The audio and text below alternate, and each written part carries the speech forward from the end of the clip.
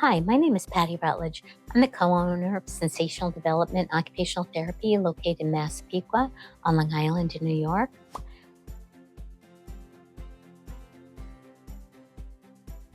There's hidden systems in our body. They're called proprioceptive and vestibular. And we have interoception, which is our internal signals. And the same rule applies. We have kids that are hypo-responsive and kids that are hyper-responsive. There are children that are in constant movement. They can't settle down. They're seeking out so much input. And those children crave sensory input. We have children that would prefer not to move. These children, you might see them on the playground. They're not engaging in any playground activities. They're not playing with their friends. They are choosing to just sit out. Maybe they're not picked for teams, or they're the last one picked because their peers already know that they're not so good in those sports.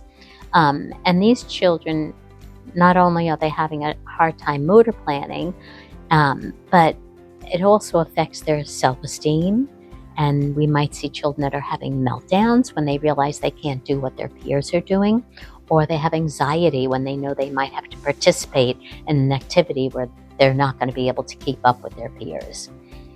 We also see a lot of children that have a hard time understanding where they are in space. They might seem very clumsy. They might trip over things. They might not notice things that are in their way. Some children in a classroom setting, in a school setting, you might see them walking down the hall with their hands on the wall.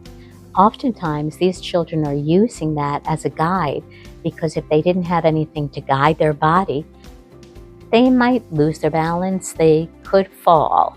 You might notice children in a classroom setting or in your home that fall off their chair. Now, how can anyone, you might think, fall off the chair? Well, if you don't have a good vestibular and proprioceptive system, you could fall off your chair. Proprioception is information that comes in through our muscles and our joints.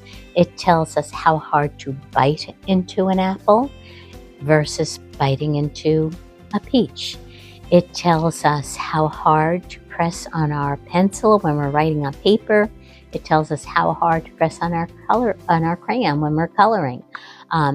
It tells us how hard to use our muscle movement to close a door. There might be kids that are constantly slamming doors, and it's not that they intend to slam the door, but they can't grade their muscle movement. There are children that might be stabbing their plate when they're trying to eat. Once again, they can't grade their muscle movement. And when we talk about integration, I think this is the most critical thing. When we talk about integration, it's really important to remember that word, integration. All systems need to work together. You might have a fine auditory system, but that's not going to help you when you're having difficulty motor planning, when you have poor bilateral coordination, when your balance is off, when you're having difficulty in school with handwriting. Handwriting is another activity that we see in school that will kind of give us a little clue into possibly a vestibular dysfunction, because they can't organize their work on a paper. It might give us a clue into them possibly having a vestibular dysfunction. These are the children that have a hard time putting their letters on a line. They write below the line. Their letters are all spaced out. Their letters are crunched together. They can't spatially orient their letters. So if you're a child that has difficulty processing vestibular information, not only is it your body that's not processing it, but it's a functional task that's being impacted by your inability to process that information. In school, we often see children that have a hard time reading or writing. They might have a hard time copying information from the board and putting it on paper. They might have a hard time reading. They may lose their place easily.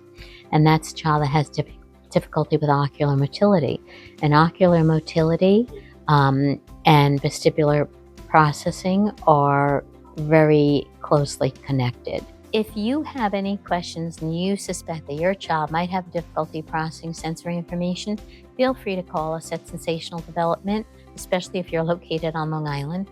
We'd be more than happy to walk you through and help you with any decisions to make. Thank you for listening.